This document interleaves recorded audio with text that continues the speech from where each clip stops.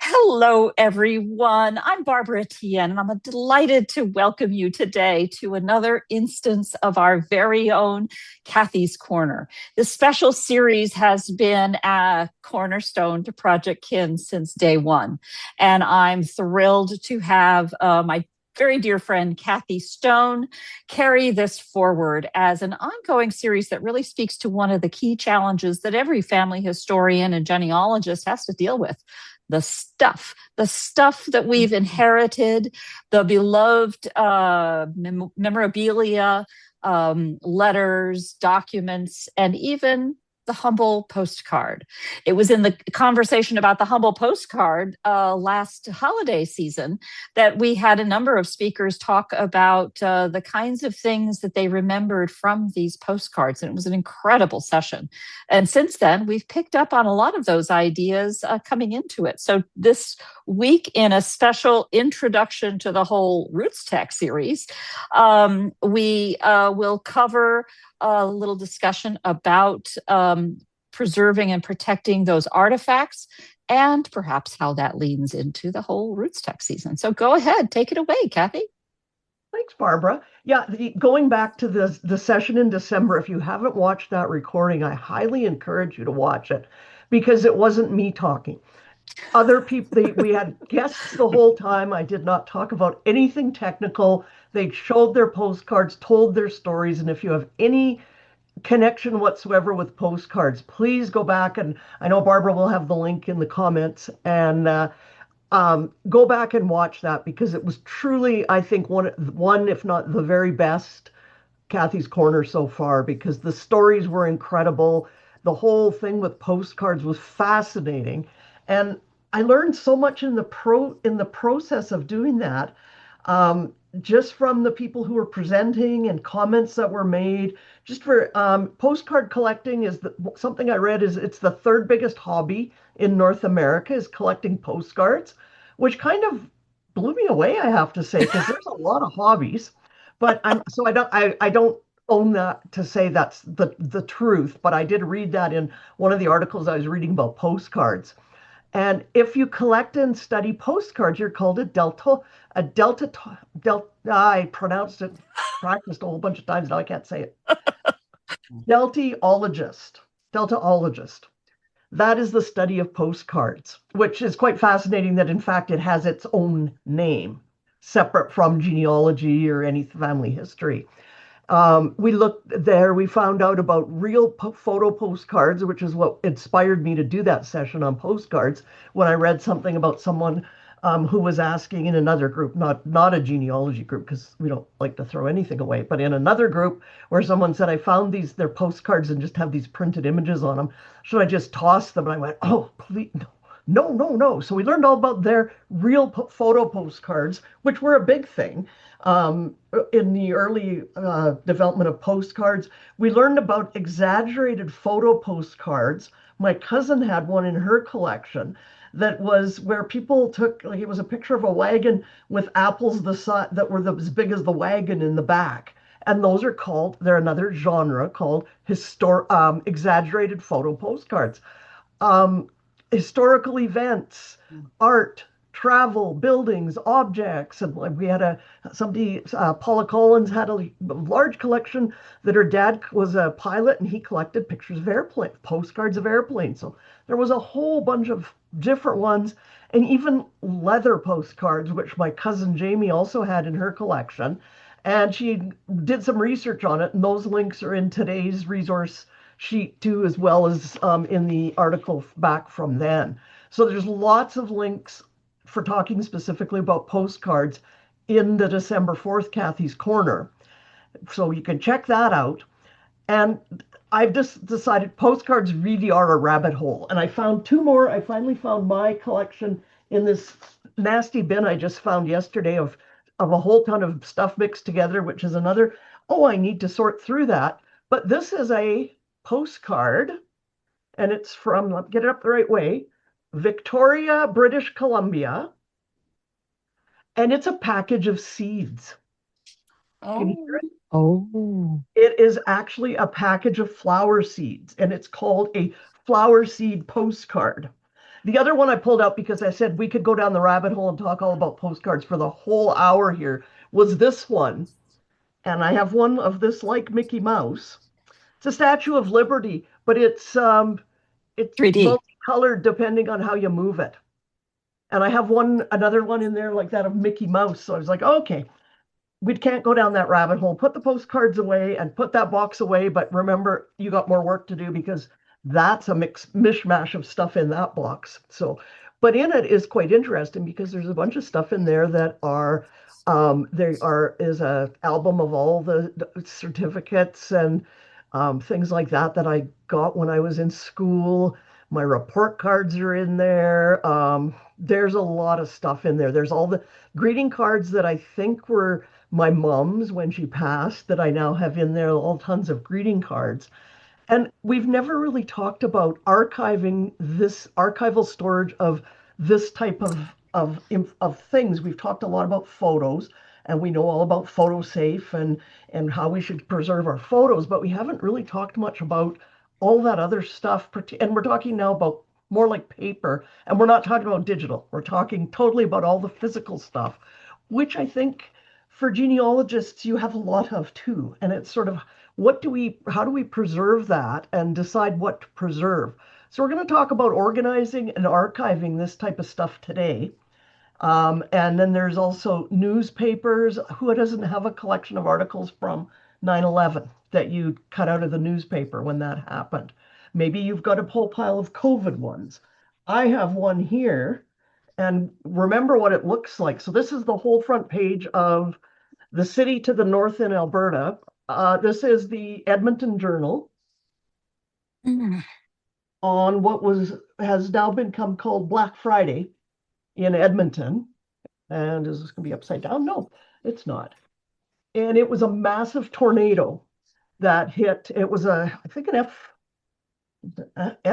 or an F6. It was a very large tornado that hit Mm. Edmonton, and many more would have been killed if it wasn't for the fact that it was on a Friday afternoon of a long weekend, and it had torn through a industrial area where it destroyed a lot of things there, but a lot of the staff had been sent home at lunchtime because it was a long weekend.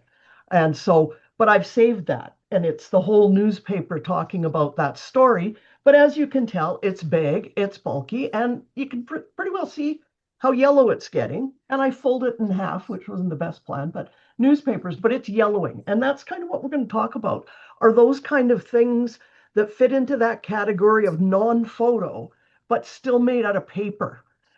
Artwork is another thing. And I don't mean nice, fancy artwork that you hang on your wall. I'm thinking more of kids' artwork that we have to have collected. I've got bin loads of my kids. I mentioned before, I have a box that of my stuff from kindergarten that my mom saved that someday I have to venture in the basement and have a look at that. And I will make this comment because we're going to talk later. My basement is a heated walkout. It's not a when you it's like it's ground level, not dug into the ground. Just going to make that point because that's important when I tell you there's things in my basement. So um, when we talk about archiving all this type of paper and our postcards and things, we talk about what degree are we happy with? Do we want to go to the level of museum archiving? That's a whole different ballpark or scope. Or do we want to just get our stuff put away and saved so we're not damaging it or losing it through deterioration? And that's not a either or, that's kind of on a scale. And you need to decide sort of what am I happy enough with that and I go more to I'm happy enough if it's not going to deteriorate, if it's something I want to save, than whether I'm following the specific guidelines that need to be um, followed in order for it to be a museum piece. That's sort of, and I drift back and forth because some things, and I may have to change my scale as time passes because I always looked at the pictures from like the 70s and 80s as not being that old, but apparently they're like 50 years old or something now. So I may have to take a different view of those photos now too when I look at archiving things because they are getting older. So what, for me, and this is me personally, and it's only because in my background as a photo manager at many photo conferences, I encountered a company called Archival Methods, which is out of Rochester, New York, which is also where Kodak came from. And they have, not only do they have fantastic products, they have incredible resources and blogs. They're my go-to when I'm looking up information on storage. And I met, I believe she's now the president of the company, and other people from the company. I met them. Archival Methods was the sponsor for one of my sessions I did at the photo managers. So kind of established a bond with them. And even though it's expensive to ship to other countries, as a member of the photo managers, they're one of the partners, and I got a discount, so it made up for the cost. But just a little background: I don't work for them. I don't get anything from promoting them, but I just think they're. I like to talk about a wonderful company that's just. They're not a big conglomerate. They're just this company in Rochester, New York, which I noticed Bill nodding when I mentioned Rochester. It's kind of famous in the photo world. Kodak, I think, came out of Rochester. Yeah. And we'll talk a little, Xerox. sorry, Xerox Xerox, also yeah. So also it's came kind out of here. in that it's sort of like the Eastern photo tech world over there. So, Yeah. oh, Bill lives in Rochester. Well, there, Yes. why am I telling you all about Rochester? And I think the Kodak Museum is there. And something else I'll talk about in a bit is Rochester, the Institute of Technology. It comes up a We're bit yeah. later. So, That's um, like yes, down the street from me. RIT. We're actually Kathy, you might be interested in this. Our society is talking to the Eastman Museum about possibly digitizing some of the printed materials they have. They have a collection of photography studio ledgers Oh, wow. Yeah. that is that has never been digitized. It's all on paper, and we're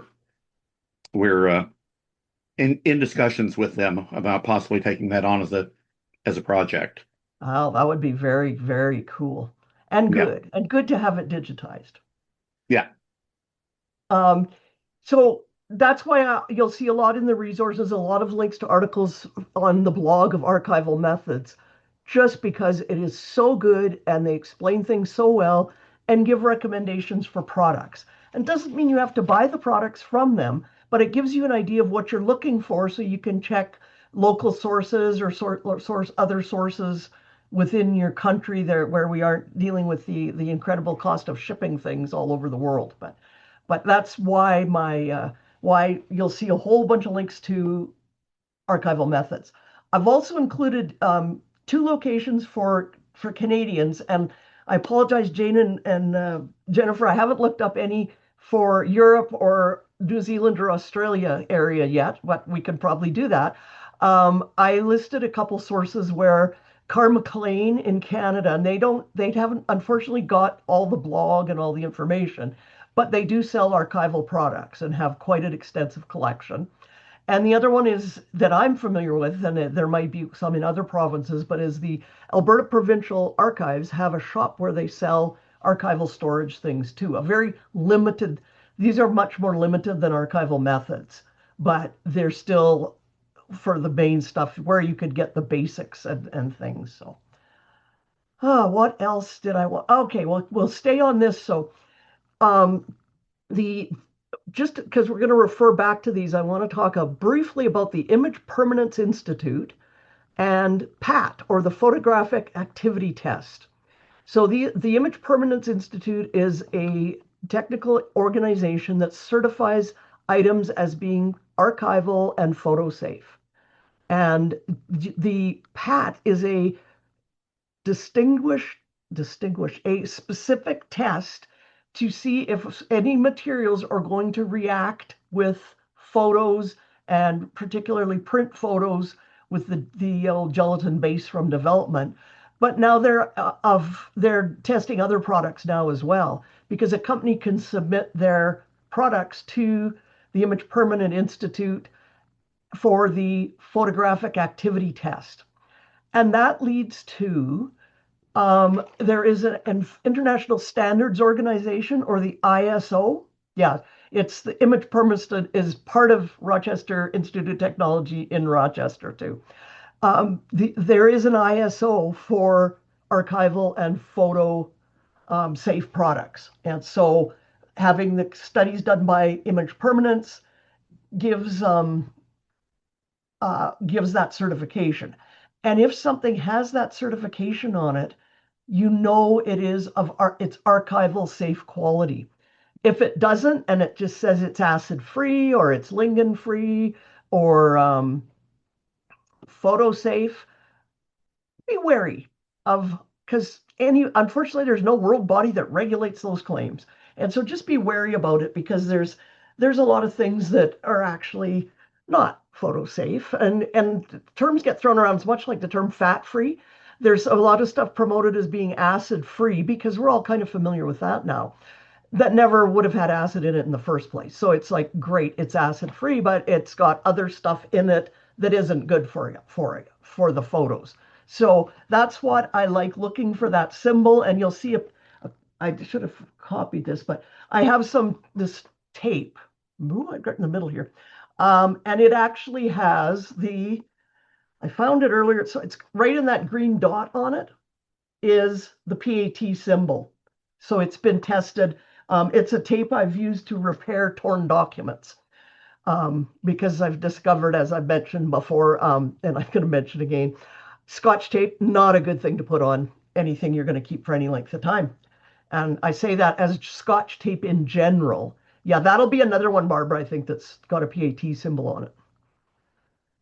I recognize the color of that box. So it's I just wanted to clarify, so then I'll use PAT, and so I don't have to keep repeating photographic activity test over and over again. So just those are two things to look out for when you're looking for archival material. So 3 areas of things that can cause damage to photos or other paper photos, other paper products, or even the paper products themselves. The things that can damage those items, including our postcards. And the first one is adhesives. The second one is plastic. And the last one we'll talk about is paper. And so adhesives can cause yellowing and breakdown of whatever they're stuck to over time. They can physically damage the item. And I think the best example would be the photo manager's nightmare, a magnetic album. And I'm sure you all know what I speak of. They were very popular around the 50s and 60s, and you bought a photo album. It was usually bound with a metal coil, and the pages were sticky, so you could move your photos around instead of adhering them. And then it had a plastic cover over it. And Barbara's got one. I have one. I've digitized mine and taken them apart. Those are, yeah, show the inside. Those are not photo safe. And there are some people who make them now who claim they're photo safe, but again, I would make sure they have that ISO or the PAT standard on it. And so, Barbara, that's a classic example. You could see those pages were probably white to begin with, and they're now yellow. And so they're yellowing, and if the pages are yellowing under the photos, it's destroying the photos as well. And so there's 2 things going on there. The paper that obviously has lignin in it, which is it's a plant substance. I'll talk about it a bit further later in it. And that's what causes the yellowing. It's what causes the yellowing in so much. There can be deterioration of the photos themselves, fading, even though they're an album enclosed, they shouldn't be fading, and discoloration. If it's turning the hue, I can even see it from here, getting kind of an orange hue on things. The other thing I've seen with it is where the glue has actually working its way through the image, and you can see the lines of the adhesive, because they had little straight lines of adhesive on the back, is now part of the image, and it's extremely hard to edit out even in digital. So if you have those, I would take them apart. And we talked about that in a different Kathy's Corner about how to get the photos out of those. But first recommendation is those are not good for the photos in them. And they're just, and for it's many a reasons. Guilt. It's a guilt album for me. It's a guilt album, yes. Yeah. I only took mine apart last year, Barbara, so don't feel bad. And again, some of the things I've checked out the little photo corners in really old albums were one of the safer things that they made because minimal amounts touched the picture.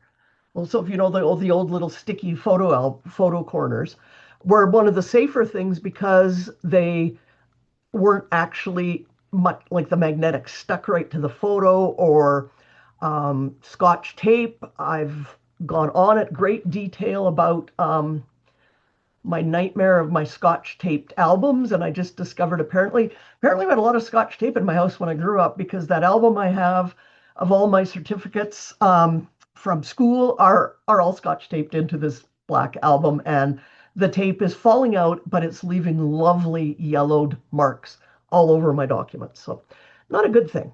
Rubber cement was used a lot, particularly in scrapbooking. And it wasn't that it's bad for the photos, but it tends to dry up and the photos fall out.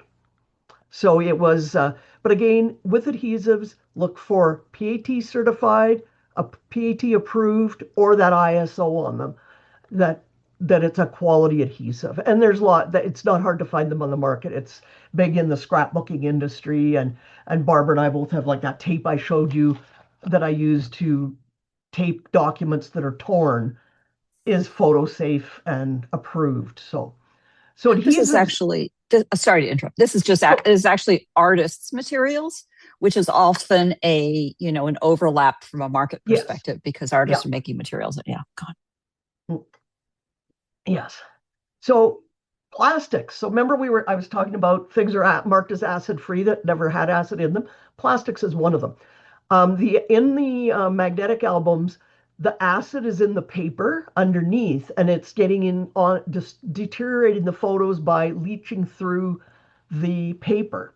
The plastic on top isn't that it has acid in it. However, certain types of plastics aren't stable and they're not inert. They off gas, they deteriorate, and it's particularly polyvinyl chloride or vinyl type of plastics are not stable.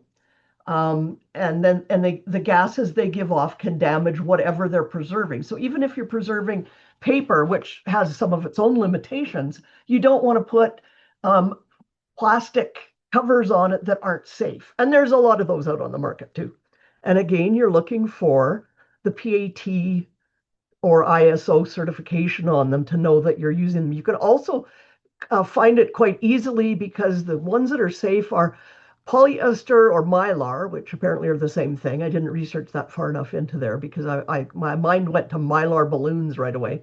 But polypropylene and polyethylene are all safe, inert, and stable plastics. So that's what we're looking for in our sleeves, bags, whatever we want to store items in. And again, the archival supply stores have these made out of the proper plastics.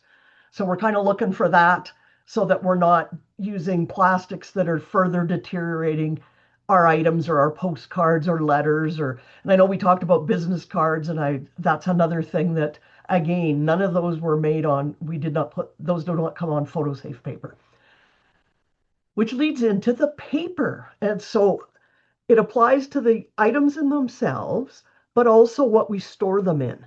And so the shoebox, the famous shoebox, um, it's not made out of photo safe paper.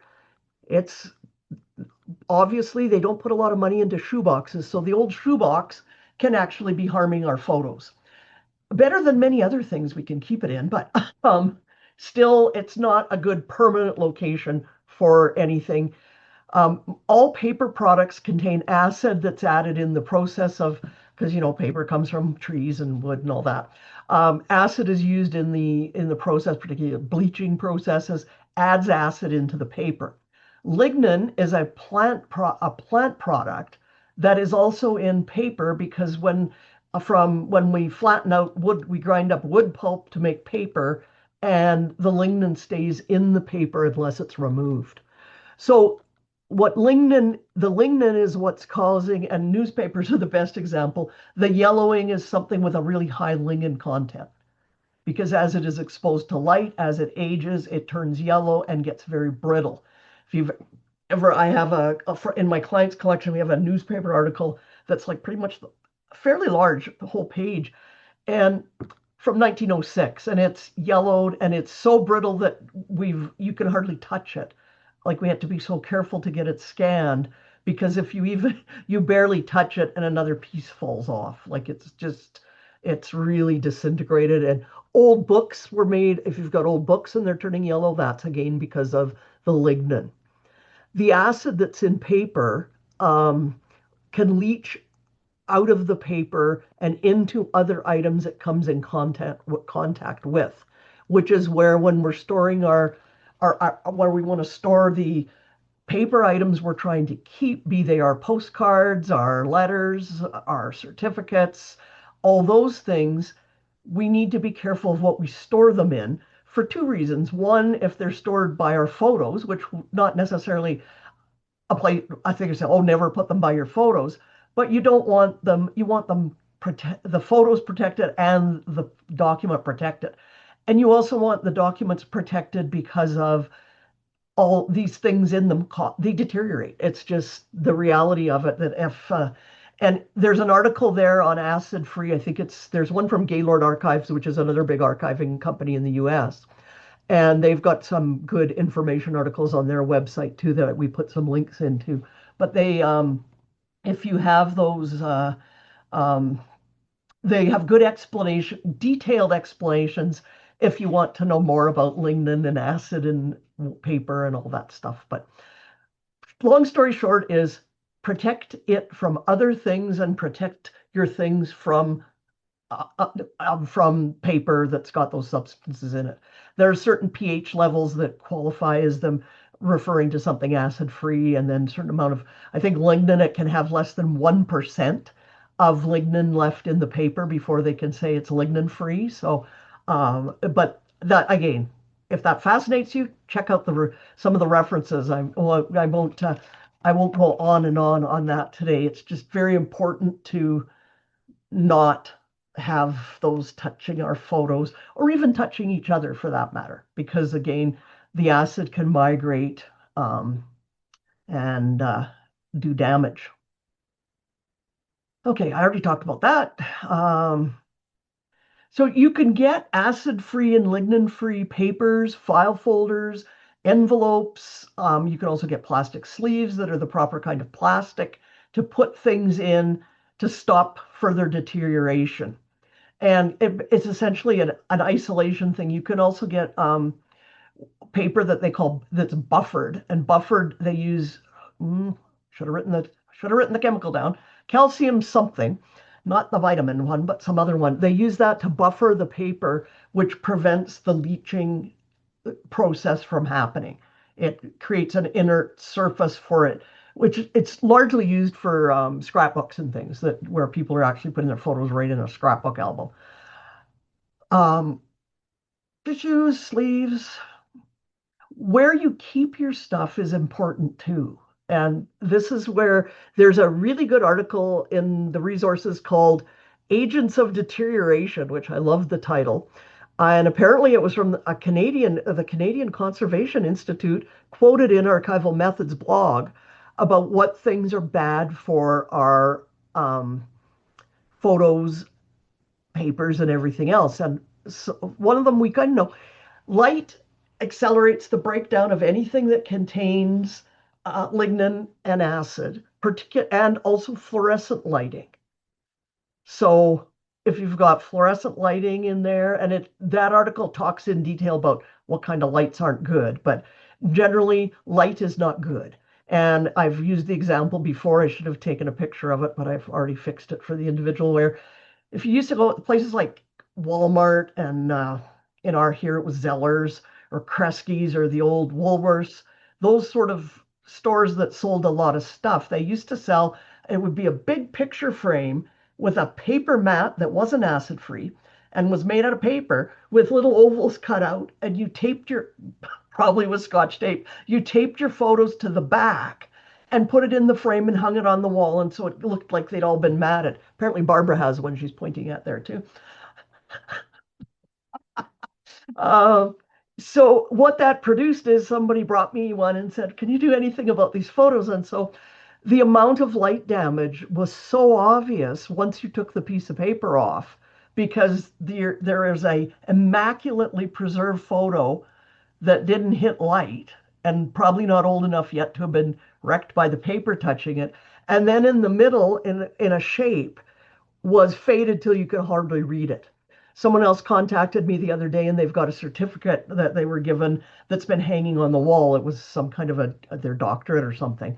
And it has faded so bad you can hardly read the writing on it anymore.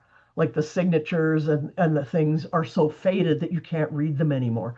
Those things are quite hard to, particularly the photos. The photos were very hard to color correct with. I'm thinking we do better now with better technology than when I worked on it back then. But and AI and things, but it's hanging things up. You got to watch how much light they're in. The other big one for me is humidity, which Linda and I don't really have a huge problem with that here in Calgary because we live in a dry land. Or if you live in New Mexico, it was even drier there than Calgary. But most places you have humidity, and humidity is really bad. Causes mold, corrosion. I've opened things up that have been exposed to humidity that were had paper clips and staples in them where the paper clips and the staples have rusted and left rust marks on the papers. And so what we did with those is, because some of them they needed to be kept together, either put them in a folder together, or also I got some plastic, again, probably not photo safe, but it wasn't at least going to rust and leave more marks on the document. So better not to use anything like a fastener like that, because again, but the potential for corrosion and also just physical damage um, from humidity. I saw there's a picture in the article I'm talking about. There's a picture where the negatives were in sleeves, and they might have been like the sheets where you could put all the strips of negatives in them, and got exposed to humidity, and the negatives deteriorated. Not mold, there's no mold, but they deteriorated and stuck to the sleeve. And so they are almost like they have become one, and makes it extremely hard then to digitize or do anything with them because you're going to damage them trying to get them out of there. So humidity, generally your things like to live where you do, which means not in the basements, not in attics. If you live in somewhere with a lot of humidity, desiccant packages, you can get those from the archival suppliers. Put the desiccant packages in there. We moved my mother-in-law. She lived in Stratford, Pennsylvania forever in my husband's childhood home, and we moved her to a lodge in Lancaster, Pennsylvania, in Amish country, and she had a lot of stuff. We moved her out of a two-story house with a basement into a one-bedroom cottage. And so we had to rent several storage units. And so my husband and his brother did all the moving. And when I went down there to help them with cleaning out, emptying out the storage units, I, of course, gravitated towards dealing with the photos. And there was a lot of damage from mold that probably wasn't there even when it went into the storage unit. But their storage units were below ground level would be the best way. I wouldn't even go so far as saying it was a basement. And we have basement definition is different depending on where you live. But here where I live, our basements are poured concrete foundations to our homes. So it's not like crawl spaces or anything. My grandparents had a dirt basement. And so it just depends on what it is. But this was literally not very, and it was really, as soon as you walked in, you could smell the mold growing in it, like knocked you right off your feet before you even opened anything. But it's just humidity and photos don't get along well. Cooler is better temperature wise. Heat accelerates deterioration, which is why attics aren't a good choice either, because often the attic is very hot. So kind of need to put them where you are, or have a controlled environment for them where you can, dehumidifiers. That was a strange concept to me when I first moved to Eastern Canada, that one would need a dehumidifier. Coming from where we have humidifiers here, that we try and put a little moisture into our air, but something that regulates. And in that article, they give you temperature ranges and humidity percentages and stuff too. So temperature, where there's, Barbara? A question about I spent a lot of my life in the very warm tropics and including cleaning out a garage, I mean, an attic of completely deteriorated materials. Mhm. Um, but foxing, is foxing a kind of mold? Foxing on No, paper? What is I just foxing? read an article about that. Foxing isn't a type of mold, but it is a type of it's not a mold where get the mask out and wear it, but it Uh, is a deterioration caused by too much humidity. And that's kind of a discoloration. right. I mean, I have artifacts that have that, and I was Yeah. concerned about arresting it. I mean, is it an organic material? Do I need to take it somewhere to have it be arrested? Or if I keep it in its dry, light, no light area, is it all Yeah. right? It's probably, if it's truly foxing and not mold, you're fine because foxing is not an organic compound. Okay, good. It's a different type of deterioration that happens to photos. Okay. And I'll dig some links up with some examples or pictures so people can see what it Yeah. looks like. Yeah. Thank you. We're going through my guilt, my closet of guilt. Your So, guilt phase, yes. And again, as we talked about a lot in September in Kathy's Corner about mold, the minute you think something has mold, get the mask on, gloves on, protect your eyes, and put that stuff. And then we don't worry about whether it's photo-safe plastic or not. We just get it in isolated because mold is really bad. Mold causes bad diseases and bad for you. So, and then in September we did talk about what could be done with stuff that is moldy, but it's you don't want to mess around with mold. So yeah, Anne and I have talked about her moldy materials. Yeah.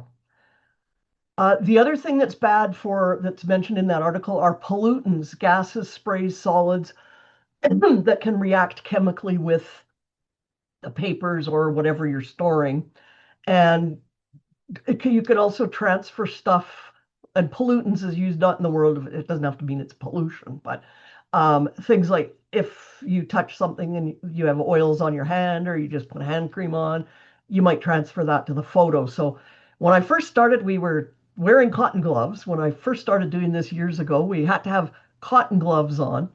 And then we realized that, man, does that cotton put a lot of dust on your photos? Like, and you have to clean them because they're dusty. And so we've switched to nitrile gloves or actually using your just not like using your hands, but washing them frequently and just making sure you're not eating while, you're not eating a bag of chips while you're dealing with your archives and stuff. But keeping clean hands, and nitrile gloves can get a little uncomfortable after a while. Sometimes we'll just use like the finger cots. So it's just covering the part your fingers and thumbs that are actually touching the photo. So, and then I'm not going to go into one. They had several of theirs were all I've lumped all together as disasters that can happen, and that would be your floods, fire, earthquakes, theft, etc. And kind of my answer to most of that is where digitization comes in because it gives us another copy besides the original that is safe from those things. So, and the tragedy to lose the only original copy of something is significant. So that's where we do the digitization. So, okay, so that's any questions about archiving or archival storage? And I'm going to talk a little bit now about organizing if we have no questions. I'm guessing Barbara's not going to, there's none in chat because Barbara's not coming off mute. So if you have any, pop them in the chat or we'll talk about them because this isn't going to take very long. I am almost through this here. So I like a certain number of questions, 3 questions, 3 this, 3 that, 8 steps. So there's 3 questions to talk about how you want to organize. The first one is, am I just trying to store it? Because if I'm just trying to store it, we've talked about all those different things already that are archival. You get archival material. It's going to be acid-free, lignin-free, photo-safe, um, uh, plastics. So I did what you've seen this picture because this is my most recent find, but I've now put it in one of those. It's a 5x7 photo sleeve. It's polyethylene, polypropylene, one of the two. And it's just essentially protecting this photo that I still haven't decided what I want it, where I'm going to put it or where it's going to go. So it's just sitting on my desk because when I figured out that the little girl in the front was my grandmother, when I found this photo, I was just so thrilled because we don't have a lot of photos of my ancestors when they were young. So it's just slide, and it's just a slide in sleeve, open up both ends. There, it's very hard to see, but that's what it looks like. And it just protects the photo from anything else, protects it from whatever else it's leaning against on my desk right now.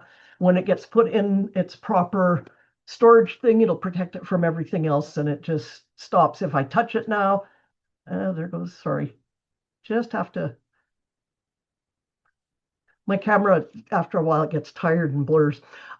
It's just to protect that photo. And I'm using them a lot. I use a lot of those sleeves for older photos. And as I've said, I've got to start thinking about how old is old now, because my definition of what was old is has to start changing. But just to be safe, and again, it depends on are we going to look at these all the time, or are they just going to mostly be saved in the box?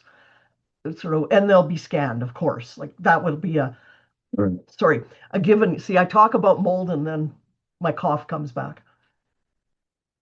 It's a question of what's going to happen to them eventually, but if they're just going to be stored until future generations decide what to do with them, they're all digitized if we want to look at them. The next question is, do I want to display something? Like, do I want my diploma hung on the wall? And so my husband wanted his university degree hung on the wall. And so the university offered a matting service for it, which was archival matting. And so we got him that, and now he can hang his on the wall. Mine is in that nasty box I just found behind me in a plastic folder that the university gave it to me, and so I'm pretty sure it's not photo safe plastic. But I'm like, I don't have any great desire to hang it on the wall. But you may have other things that you want to hang on the wall.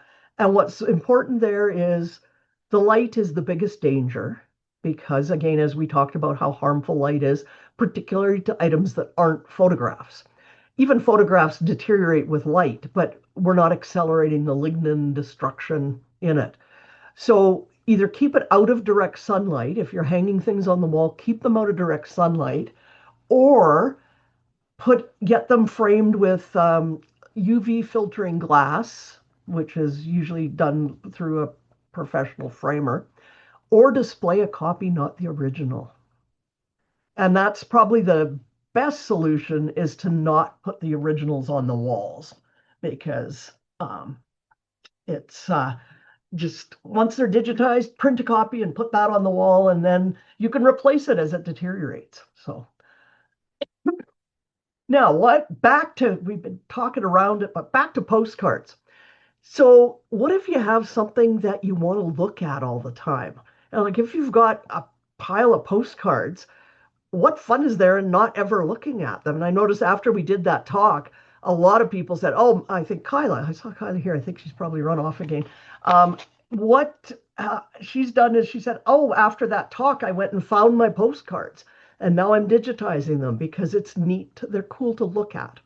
So, for items you want to look at, store in clear sleeves. And these sleeves that I showed you, which I now can't find on my desk, they come in a whole variety of sizes, from little tiny ones for like the old school portrait size or old photo size that were about 2x3s, all the way up to you can get them in like 20 by 30 things for great big documents and stuff. So there's a wide range of size. So you can get those sleeves to put almost anything in. They're clear. You can look at both front and back. For something, and they minimize the handling by your fingers and the touching. Like if it's something that people are going to look at, it protects it from the kid with the chocolate on his hands and all that stuff too. If you're going to, you want to store the clear sleeves in archival binders or boxes. There are binders made specifically for postcards, believe it or not, so they're the right size. but they'll have like a set of pocket sleeves that are archival quality, mind you, but that you can put the postcards in and still look at the front and the back. My cousin's collection are in albums, but they're very, very old albums. It's just a wonderful collection that she inherited from a family member. But they are actually, the album was designed with little, it's black, the black, like the kind of black paper, the old photo albums, but they're little slits cut the size of postcards, and you slip the postcard in there. But the only way you can look at the back is to take the postcard out. And then you're running the risk, the handling, and again, that paper is getting fragile because it's like from the early 1900s, late 1800s. It will easily tear when you're taking out or putting back in, and you're handling the material a lot. So I think moving into some kind of a archival binder or a box with sleeves in it still allows you to look at things and without um, handling them too much. One of my clients I have has a set of letters that her my client's mother and father they courted for, because it was back in the 1920s. They courted for 4 months before they got married, and they were apart. They had met and then they were apart, and they wrote letters to each other every day. And the letters in the envelopes were all saved. So what I've done with those is each letter is in its own sleeve, and then the letters are all inside an archival box together. And now what I'm going to do for her to be even more ease of looking at it, I'm going to make them into an album. I'll take the digital scans and just make a digital album out of them. And I'll probably just do it. I haven't decided yet whether I'll make a hardcover or just a soft cover album, but just something that makes it easy for people to say, hey, do you want to read Grandma and Grandpa's uh, letters? Because they're wonderful. Like it's wonderful, and it should be read. It should be looked at. So that's helpful. And or I could have got them into a binder that was with two-sided sleeves, so that you also need to block, like with letters, they were written on, like, I think they called it onion skin back in the day, that kind of letter writing paper. It's pretty hard to read now because it's, especially if something's underneath it, so that sort of separates it with the sleeves. um, and postcards, anything else that's two-sided into sleeves or binders. They make archival boxes for oversized items. For that client in particular, I don't know how big that box is. It's got to be like 3 feet by 2 feet, because there are items in there. There's my client's great grandmother's birth certificate is really big, like it's huge. And so it's in a sleeve in the box and protected, so that, and we put all the big, huge things in that one box. So, and I'll talk a little bit about keeping track of that, how we kept track of it all in a minute. But it's just, the containers need to be archived, and you want it, and in particularly if you're storing, say it's, a bit, if your postcards, say you've got real photo postcards, I'm putting my real photo postcards with the person they belong to.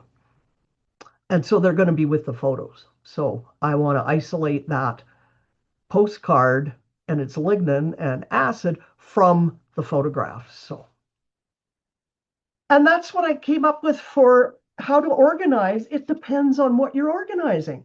If it's the first thing I would do is, let's go back to by person, is if it's letters or the real postcards, certificates, business cards, I would organize those that belong to someone in your family just as you would the photos of the person.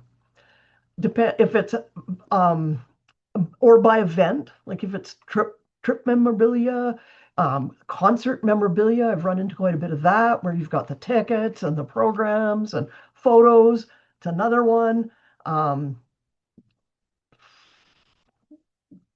Concerts, those things. And how we keep track of this stuff. So, like, for example, the big birth certificate is by numbering the items and connecting the items with what it matches with.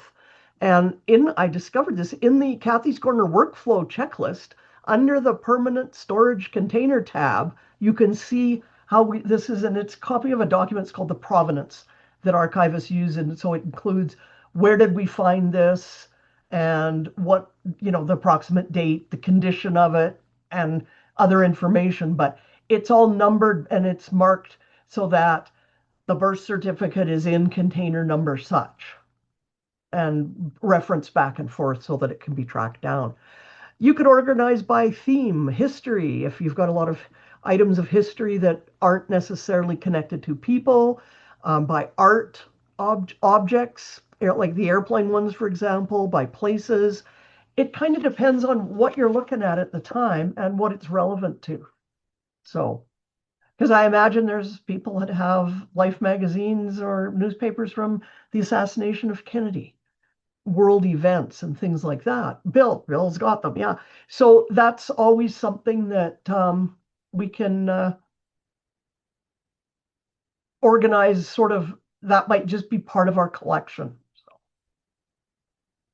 and that's all I got for today. That's a quick look at archiving and preserving documents. Wow. Well, in the time remaining, are there questions? That's a lot. Yeah, go ahead, Anne. I have these silk brocade shoes that my grandmother wore in 1920. Wow. And I discovered them when we were cleaning out actually my sister's place where my mother had gone to live as she got older and she died. And this was the shoebox that it was in. And it just has Lacenza tissue in it.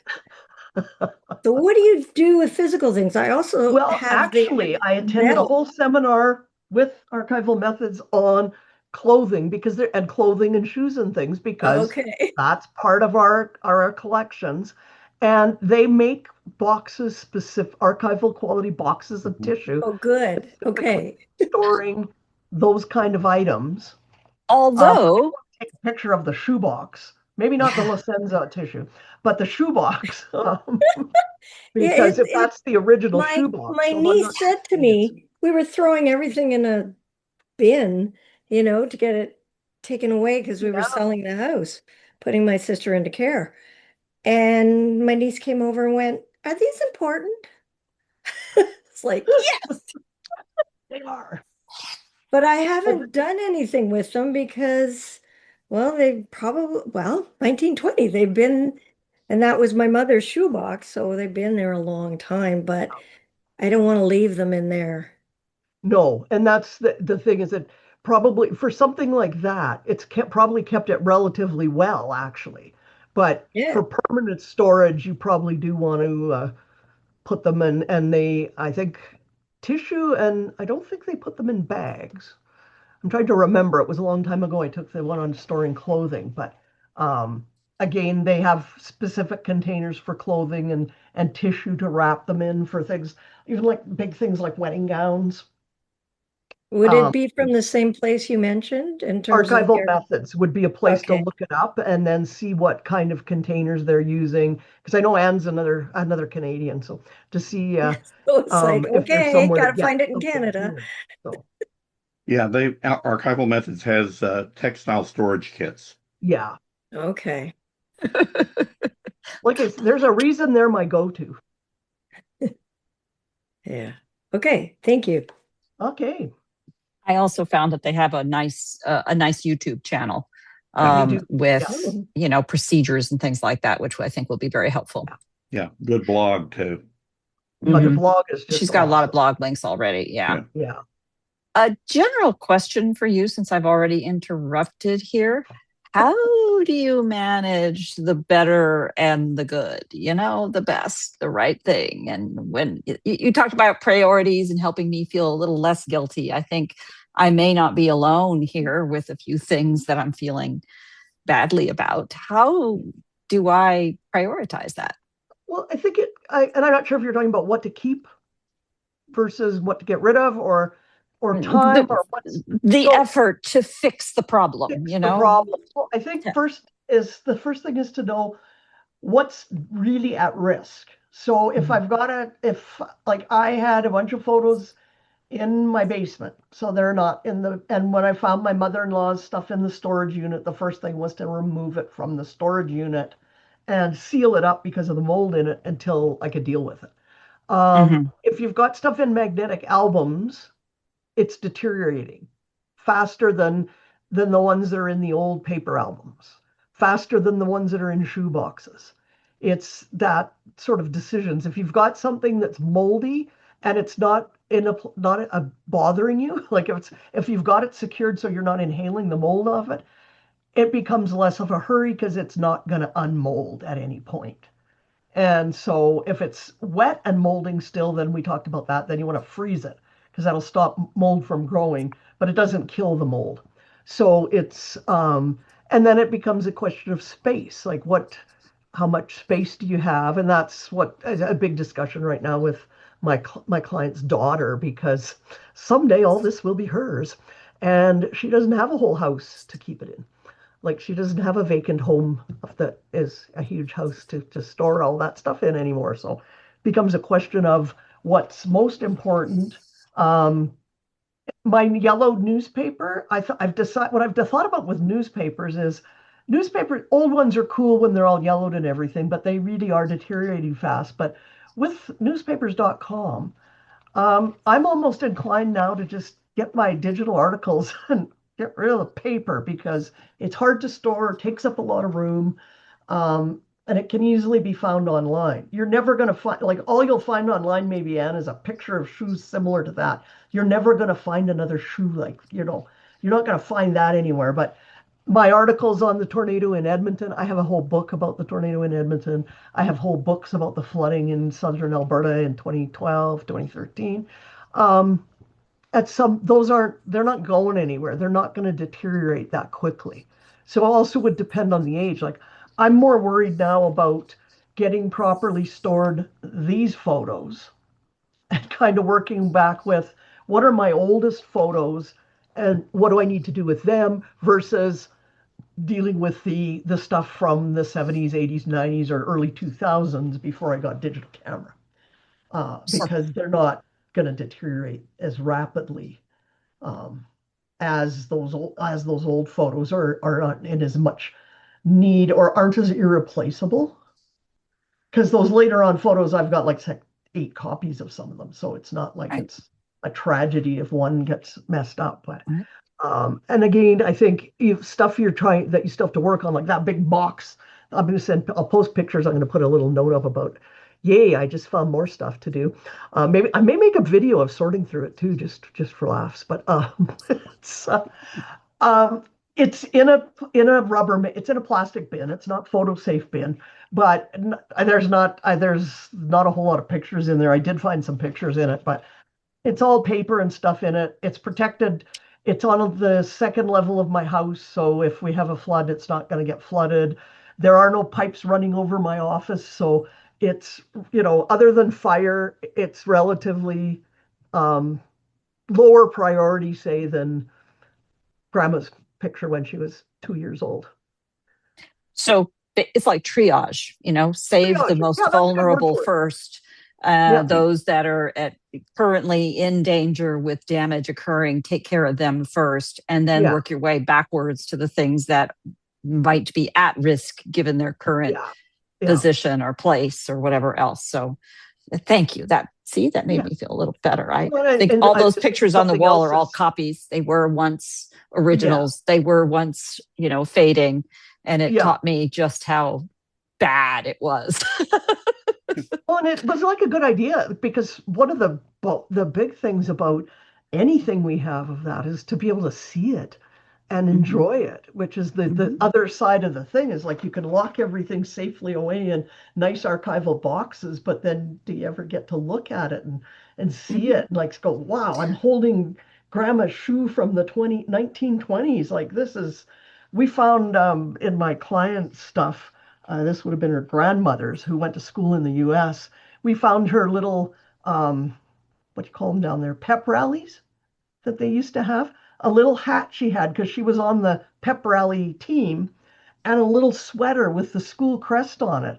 And we're looking at this and we're like, what is it? And then we realized she was a very tiny lady when she went to school. But those are like, she went to school in the 20s. So so those are something that we immediately, and sometimes temporary is good too. So things like that, what we immediately did is I have a big pile all the time of my polyethylene bags from archival methods, and so I can just throw stuff in a bag until we figure out what's the final disposition of it. So we put those in a bag just so they were no longer sitting just in an old cardboard box, and and got labels and what they were. Eventually, they were photographed to be for that to be preserved, and then it's in the whole stuff that is going to be a tough decision for this client because they've also got her my client's mother and father both received honorary degrees. Her father got 2 honorary degrees. So, and their robes are in the house. So they're big. They're not tiny. They're big things, but it's like, wow. And it's quite remarkable because both of them were not born in Canada, and they came here in 1949 to work in the oil patch with Shell for 2 years, and ended up staying here until their deaths in the 2000s era, and were huge philanthropists. They did so much charity in the city that it's kind of a big deal that they got honorary degrees. Like it's not just so, it's sort of It's like, not just that. and we have the degrees and we have the photos of the ceremonies, but it's like, yeah, do you really want to? And things, the granddaddy, it was granddaddy and Mima, their hats, because they were originally Texans. The hat that he golfed in all the time, they were huge golfers, and it's his golf hat. And it's like, that really triggers the memories of him because he wore that hat for more than golfing. He wore that brimmed hat all the time. And so it's things like that you sort of have to go, okay, this is really good. And the most important thing is that you indicate for whoever's coming after you that's going to get all this stuff what it is and what it's from. And I did previous one because I know I have a link to it somewhere. I talked on a thing that a friend of mine, Marty McNabb, did from Show and Tales. And I talked about a ship in a bottle that I have. And after we did the recording and everything, and the ship in the bottle was made by German prisoners of war who are held in a prisoner of war camp in Kananaskis in World War II. And my grandfather was a guard there. And so we have some things because if you're in a prisoner of war camp in Canada and you're a German prisoner in World War II, you don't really bother to try and escape because you're pretty far from home. The camps were located in the Rocky Mountains. There weren't a whole lot of roads then. So prisoners escaped and just came back because they were like starving, and then they were like, yeah, no, I'm back. And so they actually did a lot of crafts. And my son, we needed a photo to go with the recording. And so I got my son to take a picture, and he goes, what is this anyway? And I was like, man, did I never tell you what this is? And it's, so now there's a recording of me talking about that. Would have been nicer if I could have got Grandpa to talk about it, but that ship sailed, so to speak. But I think it's a lot of tough decisions you have to make. I think And I there's think something. goes back those questions that I use all the time is, what do I want my future generations, what do I want them to have? What's important that they physically have? What do I want them to see, which then is a photograph enough of an object or a document? And what do I want them to know, which comes back to our whole reason for being at Project Ken is telling the stories. Yeah.